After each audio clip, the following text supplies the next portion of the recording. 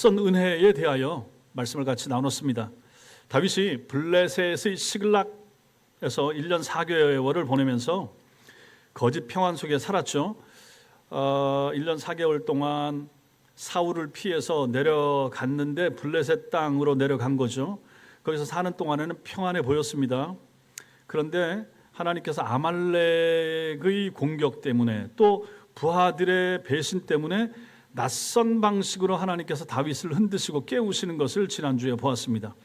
그때 30장 6절에서 다윗이 그의 하나님 여호와를 힘입고 용기를 얻었다, 그 말씀을 우리가 같이 살펴봤습니다.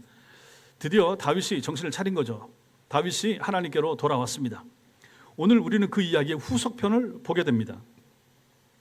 다윗이 이제 하나님께 묻습니다. 기도하죠. 어떻게 할까요? 하나님, 추격하라. 하나님 말씀하시고 다윗의 순종해서 따라가서 모든 걸 다 찾아옵니다. 자, 그런데 다 찾아서 오는데 여기서 끝이 아닙니다. 승리하고 났더니 또 다른 위기가 오더라. 바로 부솔 시내가에서 일어난 갈등 문제가 불거지는 거죠. 오늘 이 본문을 통해서 우리는 교회를 다스리는 원리가 무엇인가 하는 것을 이 말씀에서 배우게 될 것입니다. 교회를 다스리는 원리, 가장 중요한 원리가 무엇인가? 세상하고 다르다. 세상은 공평, 이런 걸 얘기할 수 있을 텐데, 교회를 통치하고 다스리는 원리는 무엇인가? 은혜의 원리가 작동돼야 된다 하는 것을 보게 됩니다. 먼저 첫 번째로 보시는 것은 하나님께서 길을 여시더라. 길을 여시는 은혜. 7절과 8절, 30장 7절과 8절 같이 읽겠습니다. 시작. 다윗이 아히멜렉의 아들 제사장 아비아달에게 이르되 원하건대 에봇을 내게로 가져오라. 아비아달이 에봇을 다윗에게로 가져가매 다윗이 여호와께 묻자와 이르되 내가 이 군대를 추격하면 따라잡겠나이까 하니 여호와께서 그에게 대답하시되 그를 쫓아가라. 내가 반드시 그를 따라잡고 도로 찾으리라. 이것이 이제 회복의 증거죠. 묻는 거죠. 기도하는 거죠. 에봇을 붙잡고 하나님 앞에 기도하고 있는, 그래서 정상적인 우리가 아는 다윗의 모습으로 돌아온 그런 모습을 여기서 보았습니다. 1년 4개월 동안 다윗은 하나님께 기도하지 않았죠. 묻지 않았죠. 그런데 이제 다시 하나님 앞에 묻는, 기도하는 다윗의 모습을 회복한 것입니다. 물으니까 하나님이 대답합니다. 따라가라, 추격해라. 반드시 따라잡고 틀림없이 건져내게 될 것이라 말씀하십니다. 9절 10절 있습니다. 시작. 이에 다윗과 또 그와 함께한 600명이 가서 부솔 시내에 이르러 뒤떨어진 자를 거기 머물게 했으되 곧 피곤하여 부솔 시내를 건너지 못하는 200명을 머물게 했고 다윗은 400명을 거느리고 쫓아가니라. 다윗 일행이, 다윗 무리가 600명입니다. 600명 데리고 가는데 아말렉을 추격하는데 부솔이라고 하는 시내가에 이르렀는데 200명 정도 되는 사람이 지쳐서 다윗 장군님, 저희는 도저히 더 이상 못 쫓아가겠습니다, 이렇게 하는 낙오하는 사람들이 생깁니다. 어떻게 하겠어요? 그럼 너희는 여기 쉬어라 하고 200명을 쉬게 하고 400명을 데리고 또 계속해서 추격하는 것입니다. 11절부터 15절까지 읽겠습니다. 시작. 무리가 들에서 애굽 사람 하나를 만나 그를 다윗에게로 데려다가 떡을 주어 먹게 하며 물을 마시게 하고 그에게 무화과 뭉치에서 뗀 덩이 하나와 건포도 2송이를 주었으니 그가 밤낮 사흘 동안 먹지 못하였고 물도 마시지 못하였음이니라. 그가 먹고 정신을 차리매 다윗이 그에게 이르되 너는 누구에게 속하였으며 어디에서 왔느냐 하니 그가 이르되 나는 애굽 소년이요 아말렉 사람의 종이더니 사흘 전에 병이 들매 주인이 나를 버렸나이다. 우리가 그렛 사람의 남방과 유다에 속한 지방과 갈렙 남방을 침노하고 시글락을 불살랐나이다. 다윗이 그에게 이르되 내가 나를 그 군대로 인도하겠느냐 하니 그가 이르되 당신이 나를 죽이지도 아니하고 내 주인의 수중에 넘기지도 아니하겠다고 하나님의 이름으로 내게 맹세하소서. 그리하면 내가 당신을 그 군대로 인도하리이다 하니라. 아멘. 여기서 만난 요 한 사람이 누굽니까? 요 사람이 누구예요?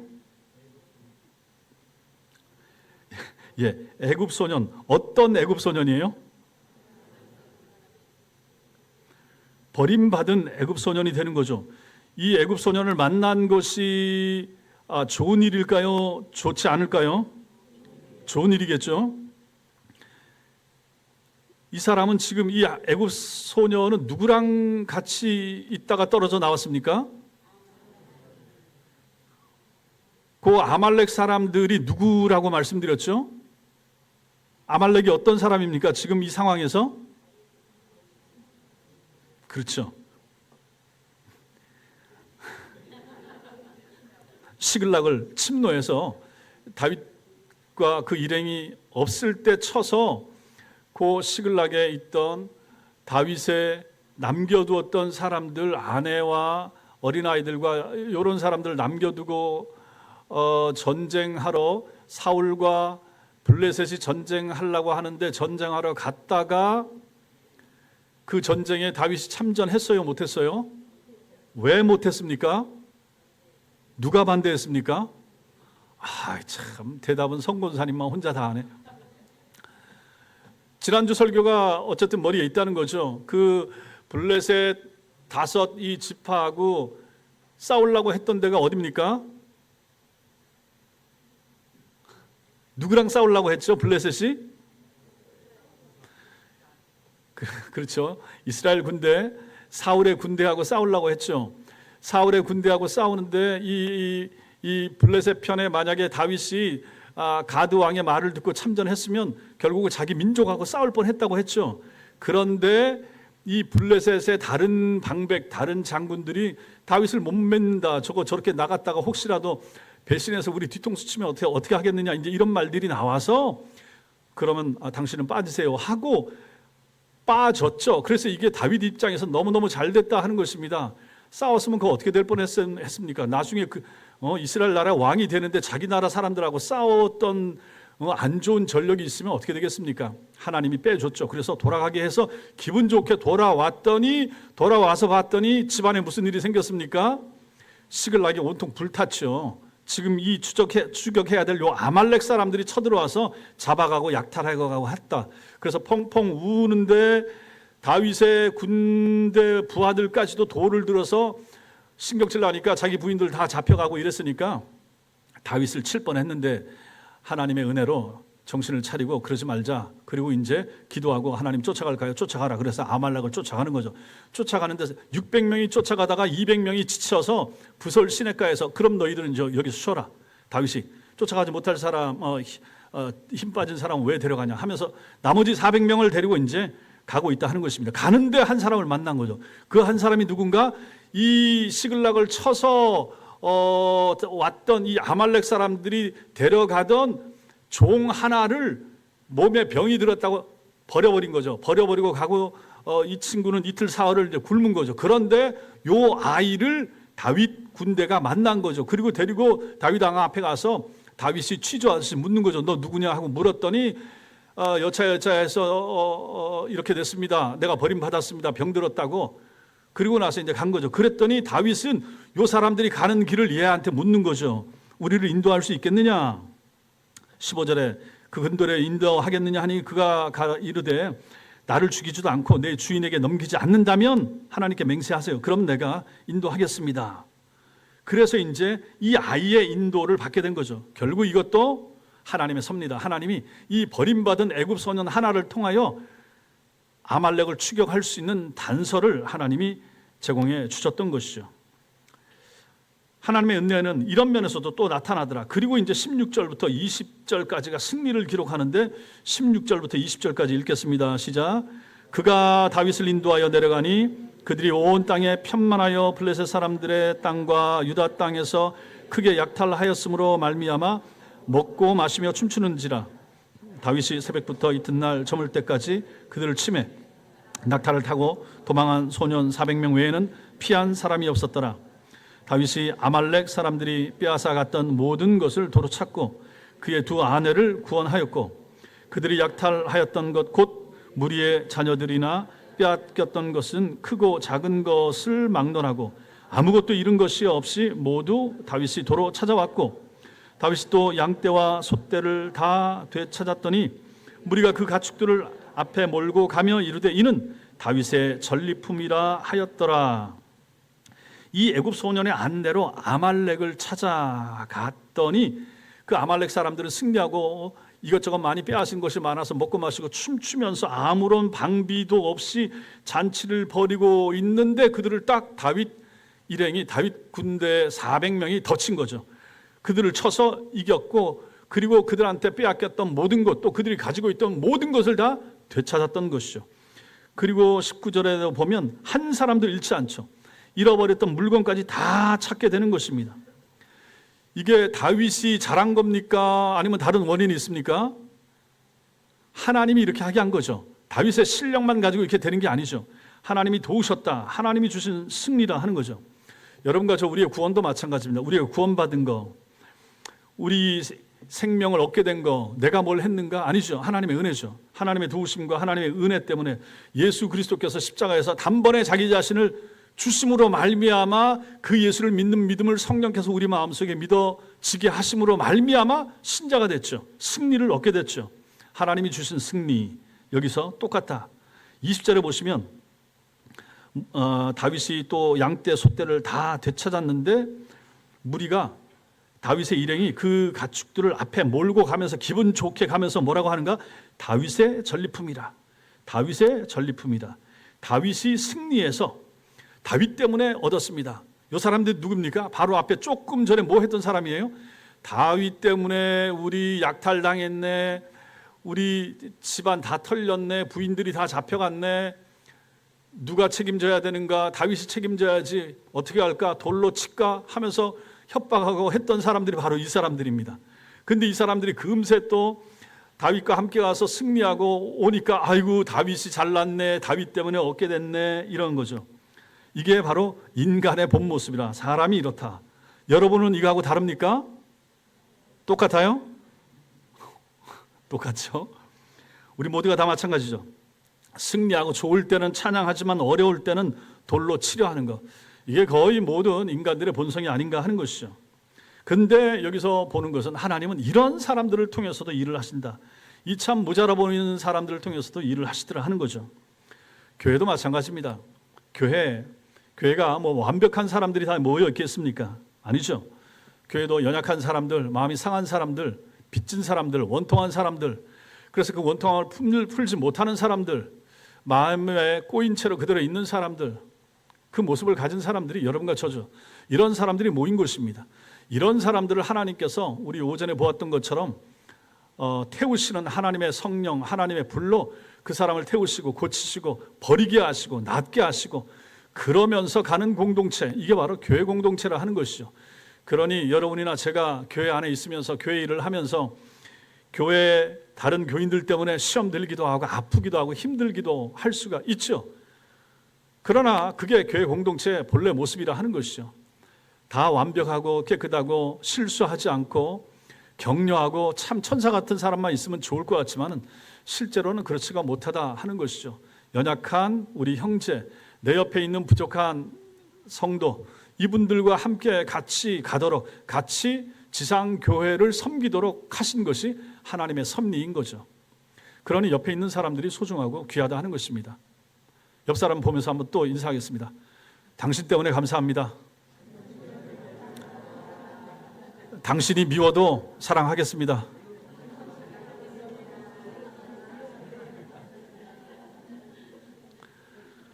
그렇게 말해놓고 2시간만 지나면 또 잊어버리고 뭐 하다가 또 갈등 생기면 여러분도 마찬가지고 저도 마찬가지고 참 갈 길이 멀다 하는 생각이 듭니다. 자, 또 따라 하겠습니다. 오후에 졸릴 수 있으니까 나는 갈 길이 멉니다.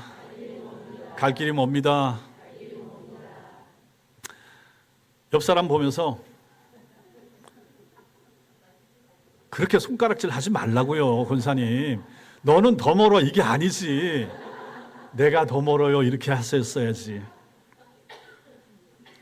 두 번째로 우리는 오늘 말씀에서 부솔신호의 시내에서의 벌어지는 이 갈등을 좀 봐야 됩니다.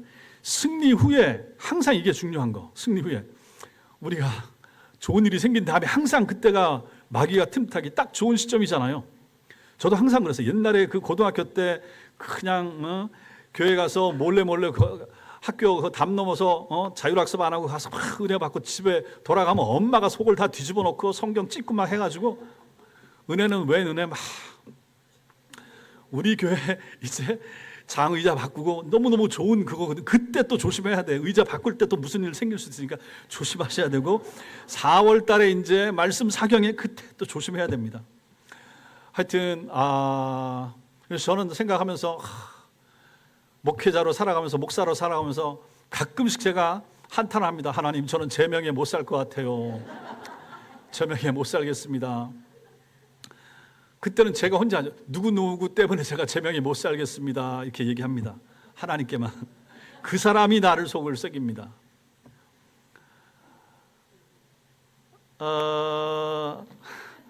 그렇지. 하여튼 큰 일이 있고 잘 되고 형통하고 좋고 막 부흥하고 한 다음에, 그 다음에 시험 들 여지가 항상 있다.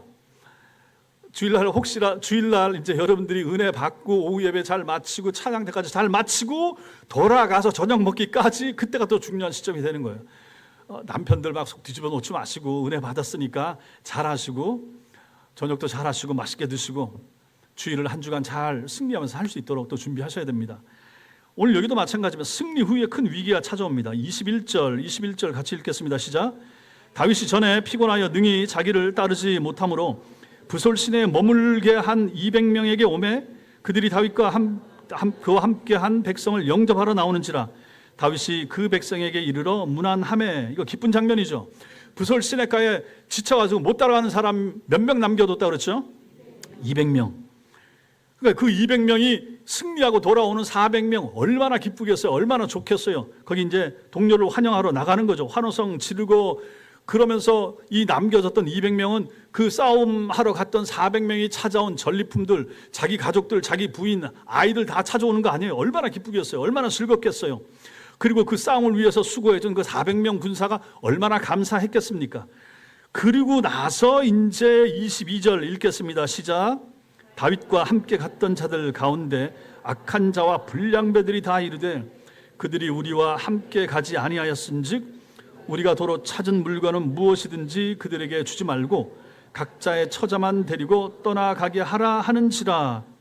여러분, 이게 무슨 뜻인지 아시겠죠?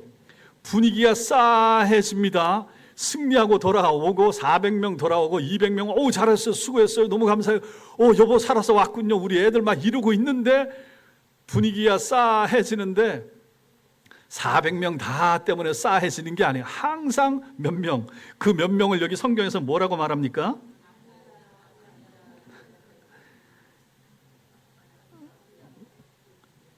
불량배 그렇지. 22절에 악한 자와 불량배들이 다가와서 불평을 하는 거죠. 그들이 뭐라고 말합니까? 여기 200명 요 사람들은 싸운 게 없으니까 진짜 자기만 피곤해? 우리도 피곤한데 말이지. 피곤하다고 안 따라고 200명 다윗이 남겨뒀는데 갔다 와서 자기들이 승리했으니까 이 사람들한테 승리의 전과물을 나누고 싶지 않은 거예요. 그러니까 자기 처자들만 데리고 돌아가게 하고 얻은 승리의 전과물은 우리끼리 400명이 같이 나누겠습니다 이렇게 말하는 거죠. 이게 옳은 거예요? 옳지 않은 거예요? 이해가 돼요? 이해가 되지 않아요? 이해되죠. 충분히 오늘날 생각으로 하면 이해되지. 오늘날 우리 같은 이 각박한 사회에서 그 실적주의, 공로 위주의 세상에서 당연히 싸운 사람 400명하고 이 사람들은 뭐 지쳤던 거 뭐 했든 간에 어쨌든 안 싸우고 그랬으면 만약에 여기 전가물 가운데 한 5분의 1만 떼서 나눠서 준다든지 하고 나머지 우리가 갖는다든지 이럴 수도 있잖아요. 여기 이 사람들은 전리품 나누어 주지 말고 처자들만 돌려주자 이렇게 말합니다. 이 얘기를 하는 사람들을 성경은 분명히 밝히는 거죠. 악한 자와 불량배들. 여기 불량배, 벨리야얄 이렇게 나오는데 가치 없는 자, 다른 말로 하나님을 경외하지 않는 자 이렇게 표현하는 거죠. 불평하는 사람들이고 이기적인 사람들입니다. 신앙이 없는 사람들인 거죠. 하나님을 두려움이 없는 거죠. 그러니까 보십시오. 다윗과 함께 했던, 다윗에게 몰려와서 우리 좀 받아주세요, 우리 좀 돌봐주세요 했던 이 원통함이 많은 사람들, 빚진 사람들, 아픔이 많은 사람들, 버림받은 사람들이 몰려와서 자기들끼리 의지하고 살겠다고 600명이 몰려왔었는데 이 중에 여기 싸움 나가서 돌아온 사람들 중에 소수의 사람들, 악한 사람들과 불량배들, 이 사람들은 하나님을 신앙하는 마음이 없었다, 하나님을 의지하는 마음이 없었다 하는 것이죠. 이 사람들이 그렇게 하면 그 불평을 하면서 하는 말이 이제 여기에 나타나는 거죠. 다 주지 맙시다.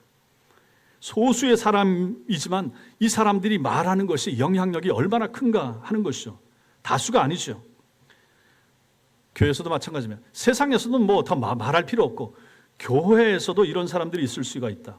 부정적인 말하는 사람들 몇 명이 항상 분위기를 힘들게 하는 거죠. 그 모임을 어렵게 하는 거죠. 이걸 항상 우리는 다 조심을 해야 됩니다. 나는 내가 그런 생각 없이, 굳이 악한 생각 없이 내가 생각했을 때는, 계산해 봤을 때 이게 더 나은 것 같은데 말을 했는데 그 말이 다른 사람에게 상처를 주는 말이 될 수가 있고, 내가 합리적으로 판단했을 때는 우리 교회가 이런 방향으로 이런 일이 있을 때는 이렇게 처리하는 게 좋을 것 같은데 왜 그렇게 해야 됩니까? 다른 것도 좀 생각해 볼 수 있지 않아요? 라고 나는 정당하게 말할 수 있는 것 같은데 그 말을 듣는 나머지 사람들에게는 그것이 아픔이 되고 교회 공동체 하나됨을 흐트러뜨리는 요소가 될 수가 있다 하는 것이죠. 이 사람들이 바로 여기서는 악한 자와 불량배들이라고 성경이 명확히 말합니다. 그 다윗에게 몰려든 600명 중에도 이런 사람들이 있더라 하는 것이죠. 다윗은 구약에서 예수 그리스도로 종종 예표되는 탁월한 하나님의 종이고 가장 탁월한 왕이 다윗입니다. 다윗의 통치하에 다윗의 지도 가운데 있었던 사람 중에도 이런 사람들이 있더라 하는 것이죠. 우리 교회 안에는 악한 자와 불량배들이 있습니까? 없습니까? 없다라고 여러분들은 대답을 하셔야 됩니다. 악한 자와 불량배들은 없다. 없어야 된다. 이스라엘 백성들이 광야 생활에서 항상 이게 문제죠. 그러니까 우리는 이걸 성경을 너무 잘 알아요. 부정적인 보고를 했던 10명 때문에 긍정적인 보고를 했던 2명은 완전히 무시되고 그 많은 200만 명, 300만 명 되는 사람들이 한 번에 가나안 땅 못 들어간 것도 보잖아요. 잘못 판단하는 거, 시세를 잘못 읽은 거죠. 부정적으로 본 거죠. 하나님의 능하신 손과 오전에 보았던 것처럼 하나님의 관점에서 세상을 보지 못하고 판세를 읽지 못했던 사람들이 항상 문제가 되더라 하는 것이죠. 교회에서도 마찬가지다 하는 것입니다.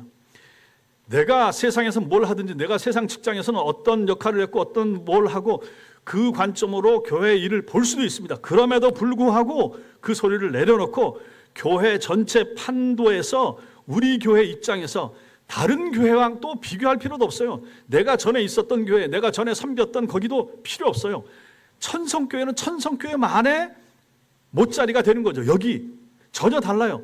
제가 서창동에서 했던 거하고 또 다른 거예요. 그럼 저는 거기서 하던 틀을 가지고 여기다 갖다 놓을 수 없어요. 제가 옛날에 몇천 명 하던 교회 부목사의 틀을 가지고 여기다가 이식하려고 노력할 필요가 없는 거예요. 거기서 좋은 거를 만약에 쓰려고 하면 개량하여 고쳐서 우리한테 맞는 걸로 하는 거죠. 찬양대도 마찬가지잖아요. 몇 번 말씀드렸죠. 한 달에 한 번 아마 찬양하는 경우, 글쎄 제가 주변에서 들어본 적이 없어요. 매주 하든지 안 하든지 하지. 우린 우리만의 것으로서 맞춰 가다 보니까 이렇게 되는 거예요. 찬양팀 2개도 마찬가지고 우리는 우리 스타일로 하는 거죠. 구역 모임도 2주에 한 번도 마찬가지죠. 다른 데는 또 다른 스타일로 한단 말이죠. 우리는 우리만의 것을 지금 만들어가고 있는 거예요. 이렇게 이제 한 5년 가고 10년 가면 이게 이제 정착이 되면 천성교회 전통처럼 이렇게 될 수가 있겠죠. 그런 걸 생각하셔야 된다 하는 것이죠. 전부 다 우리는 다 각자 모여든 사람들이잖아요. 그리고 저와 함께 교회를 세워가고 만들어가는 사람들이, 정답이 어디 있습니까? 누가 정답입니까? 목사인 제가 제시한다고 해서 제가 말하는 것이라고, 제가 내는 의견이라고 꼭 이게 정답이고 옳겠습니까? 아닌 거죠. 장로님들 생각도 들어봐야 되고 권사님들 의견도 모아서 우리한테 더 합당한 걸로, 저는 제가 하고 싶은 게 있을 수 있죠. 주장하고 밀고 나가고 싶겠죠. 그러나 장로님들이 좀 반대하고 권사님들이 목사님 그거보다 이게 더 나을 것 같아 하면 전 듣는다는 얘기죠. 받아들이고 같이 가겠다 하는 얘기죠. 내 것이 더 옳은 것 같고 확신이 있어도 좀 덜 옳은 쪽을 택할 수도 있는 거죠. 진리 문제 아닌 것에 있어서는 타협과 함께하는 것이 필요하다 하는 것이죠. 우리는 그것을 여기 이 모습에서 본다 하는 것입니다. 이 부정적인 사람들, 반대하는 사람들, 그것 때문에 얼마나 이 공동체가 힘들어지는가 하는 것을 여기서 보는 것입니다. 이들의 말이 옳게 보이긴 해도 이것을 받아들이면 안 된다 하는 것이죠. 교회를 지배하고 교회를 통치하는 원리는 공평의 원리, 공정의 원리, 한 만큼 받아야죠. 이런 걸 가지고 교회 안에서 얘기한다 그러면 이거는 교회 공동체하고 예수 그리스도의 가르침하고 다르다 하는 것입니다. 제가 설교하면서 이걸 여러 번 말씀드렸습니다. 세상 기준, 세상 관점, 세상에서 말하는 것을 가지고 교회에 적용하고 교회에 적응을 꼭 시키려고 하는 것은 안 맞는 경우가 많다 하는 것이죠. 자, 그러면 세 번째로 우리가 마지막으로 봐야 될 것이 무엇인가? 그러면 하나님 나라의 통치 원리는 무엇인가? 이걸 보려고 하는 거예요.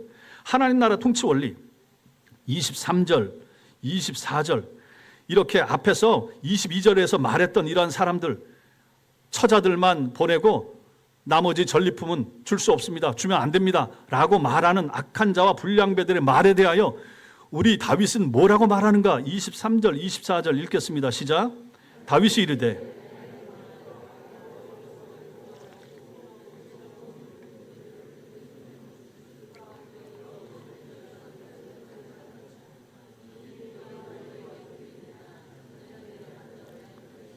소유물 곁에 머물렀던 자의 분깃이 동일할지니 같이 분배할 것이니라 하고, 이게 다윗의 관점이 되는 것입니다. 불평하는 자들의 관점은 우리가 도로 찾은 물건 이렇게 말했지만 다윗은 뭐라고 말합니까? 그가 우리에게 주신 것, 하나님께서 우리에게 주신 것, 관점이 다르잖아요.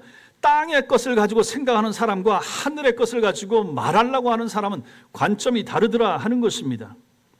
여기에 차이가 있는 거죠. 불평하는 사람들은 뭘 강조합니까? 내 것을 강조하고 우리를 강조합니다. 우리 수고, 우리 노력, 우리 공로, 내가 한 거, 이걸 얘기하죠. 그러나 다윗은 뭐라고 말합니까? 하나님께서 주신 것. 하나님께서 주신 것이기 때문에 그에 대한 주권은 하나님께 있는 것입니다.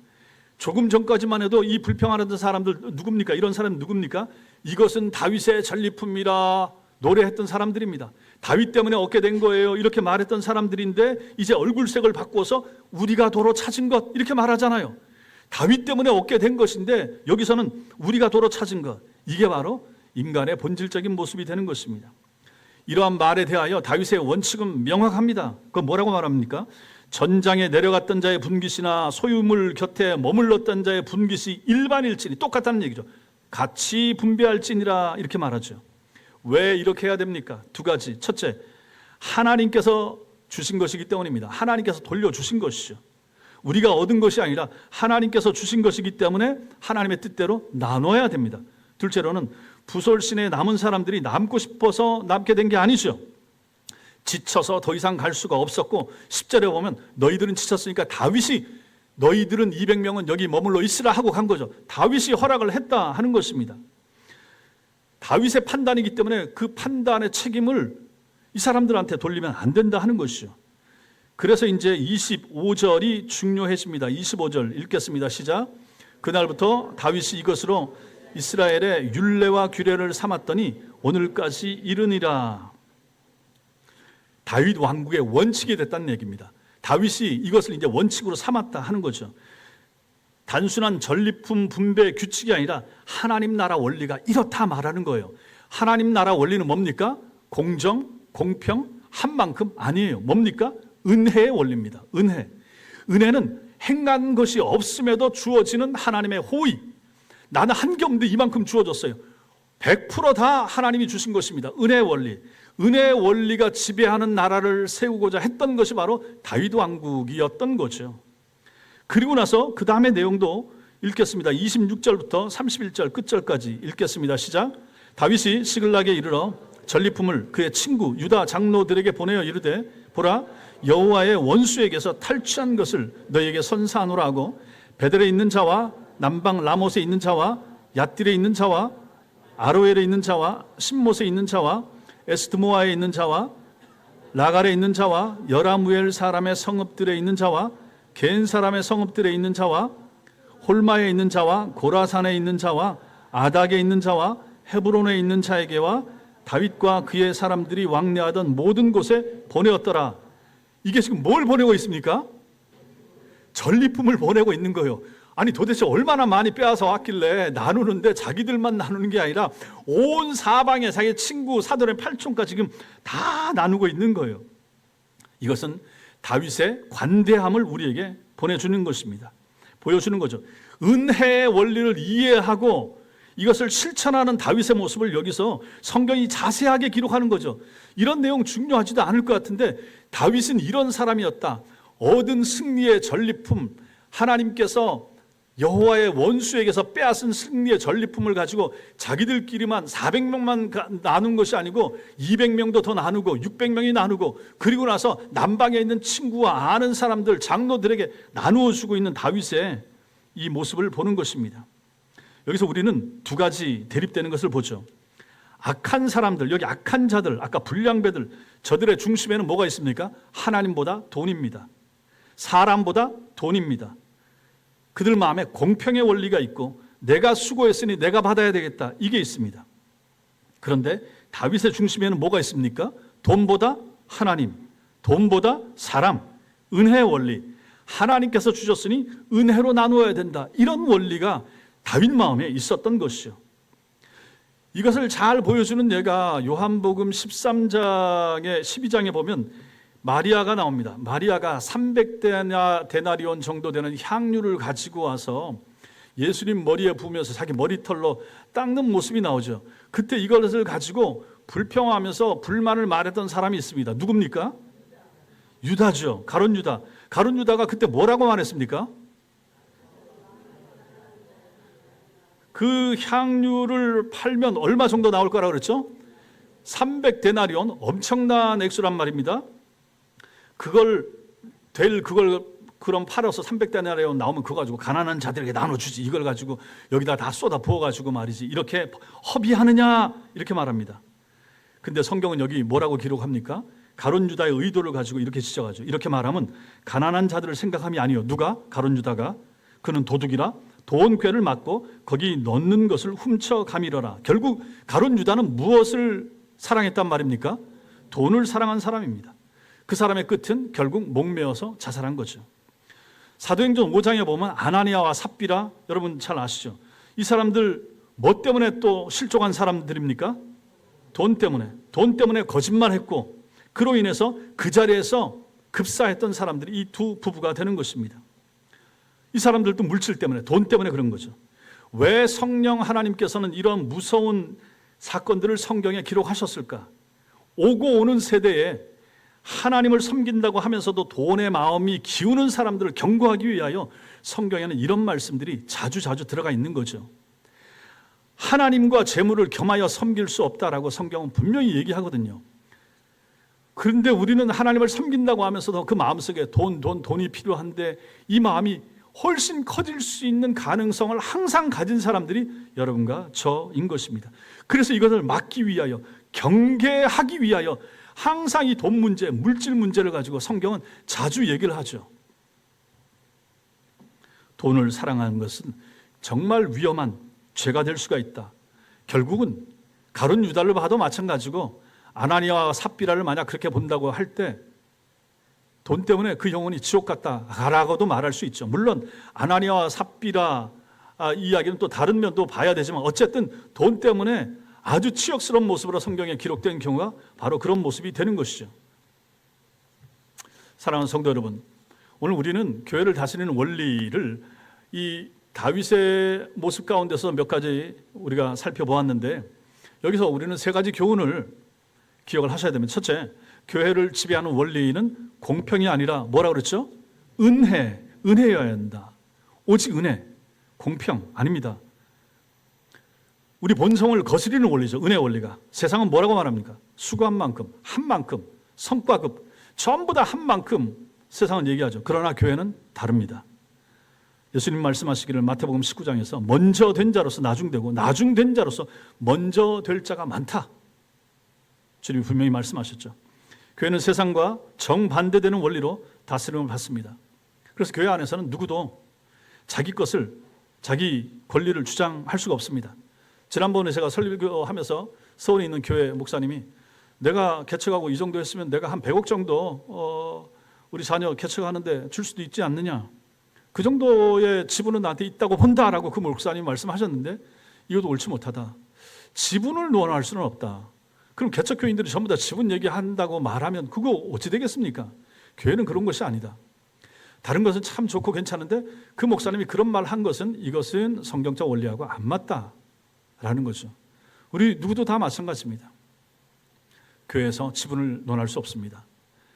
오래 섬겼던 교인이든지 아니면 헌금을 많이 했던 교인이든지 누구라도 마찬가지입니다. 저도 마찬가지고 교회 중직자들도 마찬가지입니다. 나는 우리 교회에서 이 정도 할 만한 조건이 되는 것 같아. 이런 생각, 저부터도 하지 않아야 되고 하지 않을 것이고 여러분도 마찬가지라 하는 것이에요. 나는 이 정도 대우는 받아야 되지 않겠어? 내가 우리 교회에서 한 것을 생각하면 이러한 생각은 해서는 안 된다 하는 거죠. 주님의 가르침에 의하면 우린 전부 다 은혜로 구원받았기 때문입니다. 여러분과 제가 섬길 수 있음도 마찬가지입니다. 목사가 위대하고 대단합니까? 큰 교회 목사는 더 위대합니까? 더 탁월합니까? 그분이 그만큼 될 수 있었던 것은 누구 때문입니까? 하나님의 은혜인 거죠.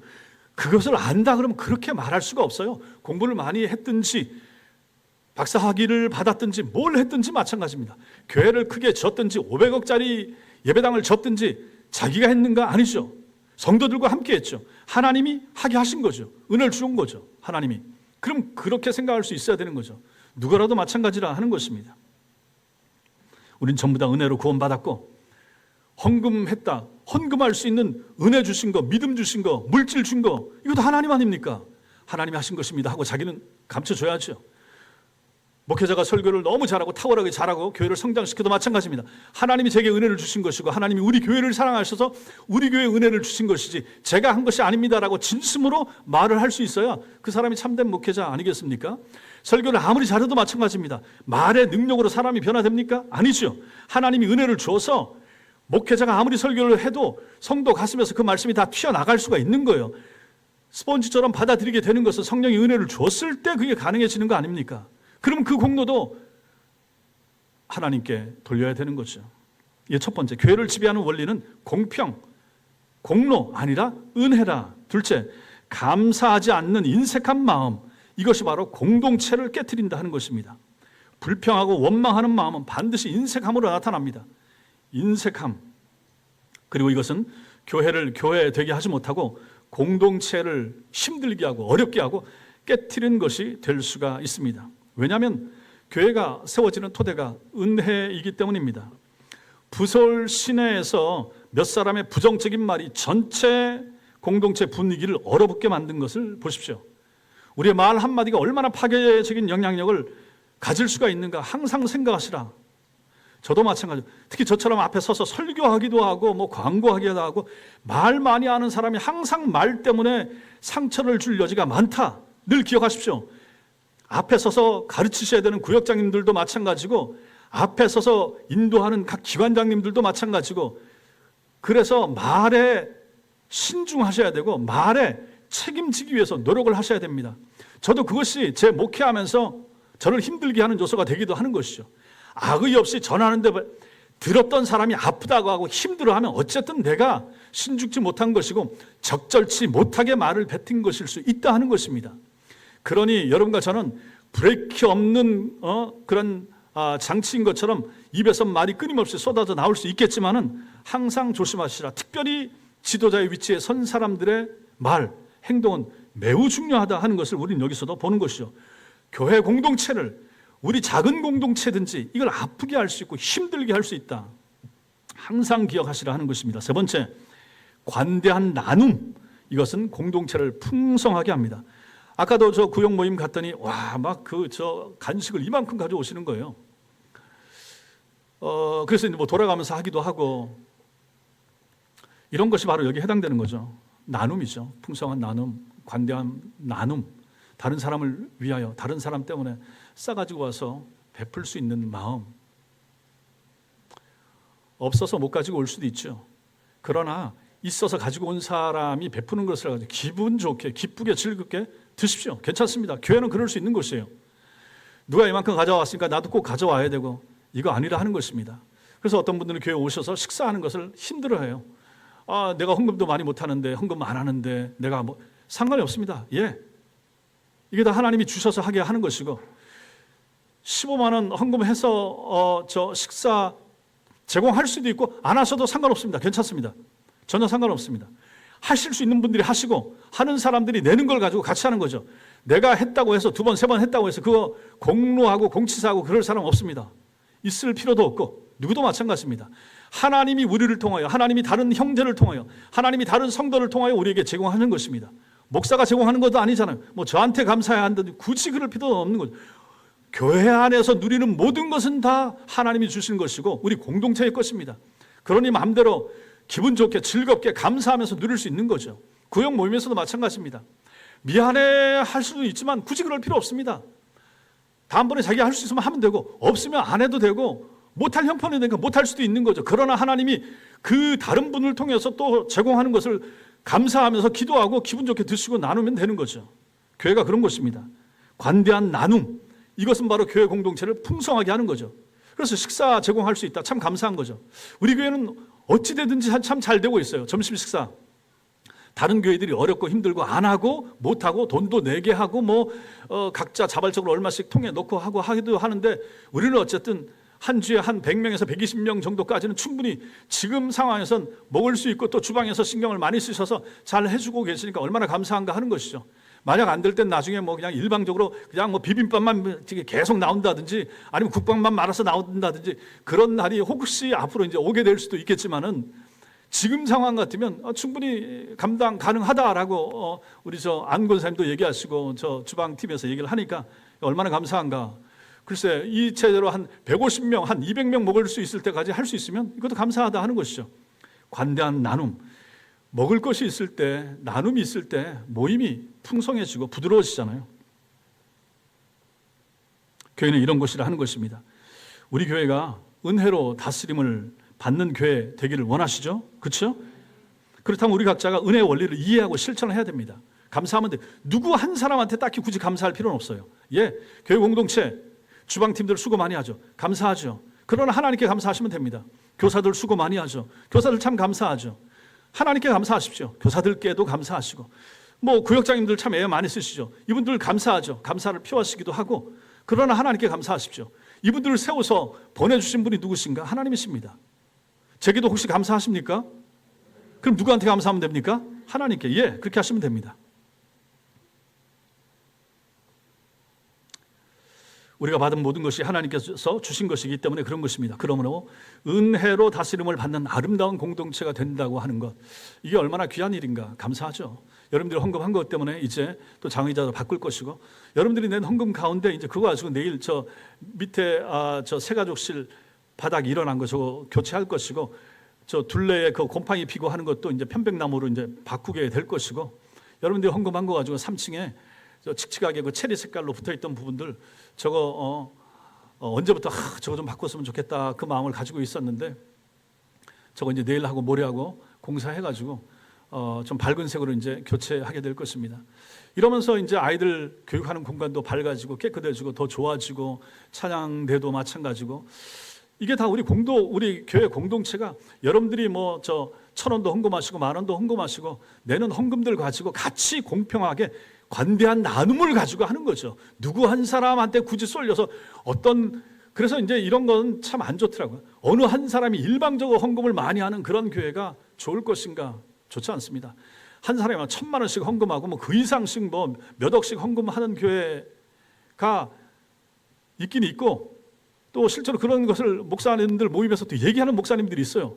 그럼 부럽다. 저도 이제 한 번은 부럽다 하는 마음이 드는데 금방 누르죠. 그게 뭐가 부러운가 이제 이러고 이제 오히려 적게 내면서도 우리가 같이 관대하게 나누는 교회가 아름다운 교회가 아닌가 이 생각을 하는 거죠.